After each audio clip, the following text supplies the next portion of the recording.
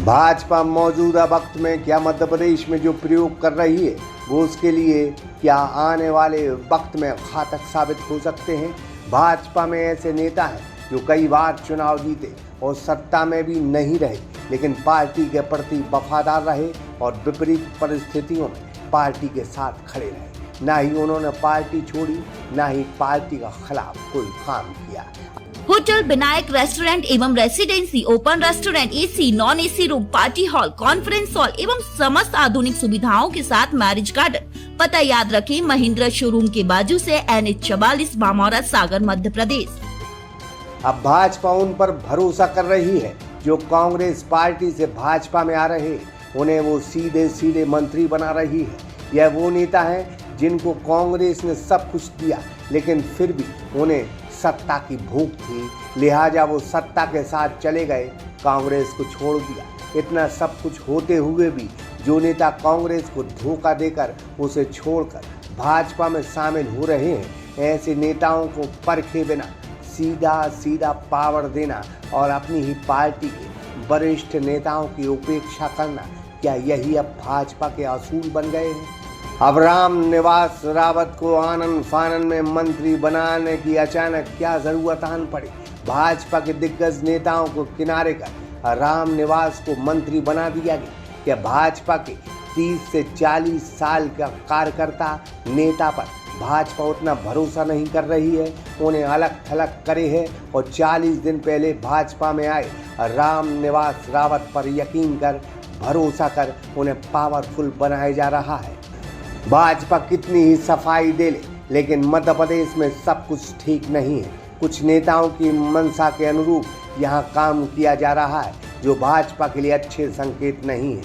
नेता बड़ी बड़ी बातें करते हैं, लेकिन शिवराज के मुकाबले अभी हाल में भाजपा का कौन दिग्गज है जो पूरे MP में ऐसा लोकप्रिय है, जिसके लिए भीड़ उमड़े और जो अपनी दम पर किसी नेता को चुनाव जिता दे?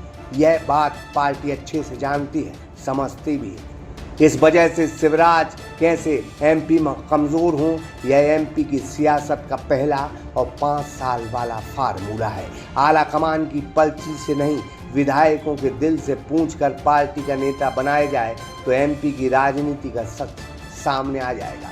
अभी देखना बाकी है कि कमलेश साय जो अमरवाड़ा से भाजपा के चिन्ह पर चुनाव लड़ रहे हैं और निर्मला सप्रे जो बीना से कांग्रेस की विधायक थी, जो अभी अभी भाजपा में शामिल हुई हैं, आने वाले वक्त में उन्हें भी अहम जिम्मेदारी मिलेगी और पार्टी के बड़े बड़े दिग्गजों को यूं ही किनारे लगाने का सिलसिला चलता रहेगा। सियासत में ऐसे कई मुकाम आते हैं, वक्त आता है जो आज कमज़ोर है वह कल ताकतवर होगा। वो देश के प्रधानमंत्री नरेंद्र दामोदर दास मोदी, जिनको लोकसभा चुनाव से पहले तक दुनिया का ताकतवर नेता भाजपा मानती रही, लेकिन वो भी बनारस से चुनाव में 3 राउंड पीछे रहे और बमुश्किल 1.5 लाख वोटों से चुनाव जीते। यही भाजपा अब की बार मोदी सरकार अब की बार 400 पार का नारा लगाती थी, लेकिन जैसे ही लोकसभा चुनाव के परिणाम आए, वही भाजपा कहने लगी NDA सरकार, गठबंधन की सरकार जिंदाबाद, और यहाँ मोदी सरकार गायब हो गया। बस यही राजनीति की सच्चाई है। भाजपा में योग्यता, ईमानदारी और वरिष्ठता के आधार पर पद और पावर कभी दिए जाते थे, अब जिनके थाने में फोटो टंगे हैं उन्हें ही मंत्री बना दिया जाता है। यह कैसी शुचिता की राजनीति है? यह कैसी भाजपा हो चली है? जिनके पास अनुभव नहीं है उन्हें मंत्री बना दिया जाता है। यह देश और प्रदेश अनुभव और अपने परिवार के साथ सदैव ईमानदारी से काम करने वालों के सहारे चलते हैं। यही कुदरत का नियम है और यही अच्छी राजनीति का नियम है। लेकिन अब भाजपा का सिस्टम बदल गया है। एक MP के लोकप्रिय नेता की अनसुनी कर उसके MP में पर काटने के आदेश जो आला कमान दिल्ली से मिले हैं, वो सब कुछ मध्य प्रदेश में वर्तमान की भाजपा सरकार कर रही है। बस गुरु इसी को राजनीति कहते हैं। सागर एक्सप्रेस न्यूज की bureau report. Hotel Vinayak restaurant एवं residency, open restaurant, AC, non AC room, party hall, conference hall एवं समस्त आधुनिक सुविधाओं के साथ मैरिज गार्डन। पता याद रखें, महिंद्रा शोरूम के बाजू से NH 44 बामौरा सागर मध्य प्रदेश।